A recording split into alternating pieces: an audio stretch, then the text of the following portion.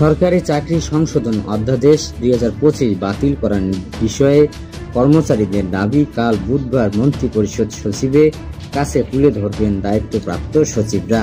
এমন পরিস্থিতিতে আন্দোলন ও কর্মসূচি একদিনের জন্য স্থগিত করার সিদ্ধান্ত নিয়েছে কর্মচারীরা।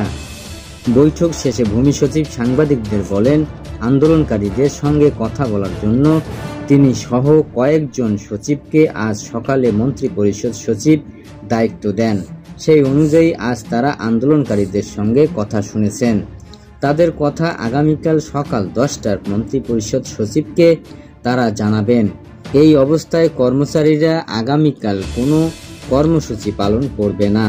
আন্দোলনকারীদের একজন নেতা বাংলাদেশের সচিবালয় কর্মকর্তা কর্মচারী ঐক্য ফোরামের চেয়ারম্যান ও সচিবালয়ের কর্মকর্তা কর্মচারী সংযুক্ত পরিষদে একাংশে মোহাম্মদ নুরুল ইসলাম এই সময় জানান, তারা আগামীকাল কোনো কর্মসূচি পালন করবেন না।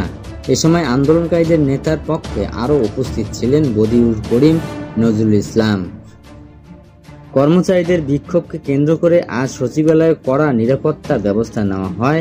সচিবালয়ের প্রধান ফটকে বিশেষায়িত বাহিনীর সোয়াট মোতায়েন করা হয়। এছাড়া বিজিবি, র্যাব ও মোতায়েন করা হয়।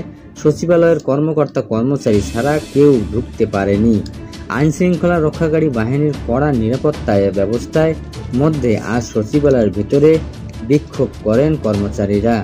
দুপুর 1টা পর্যন্ত সচিবালয়ে সাংবাদিকদের প্রবেশের অনুমোদন দেওয়া হয়নি। কর্মচারীদের আজকের বিক্ষোভ কর্মসূচি শেষ হওয়ার পর দুপুর 1টার পর সাংবাদিকদের সচিবালয়ের ভেতর প্রবেশ করতে অনুমতি দেওয়া হয়।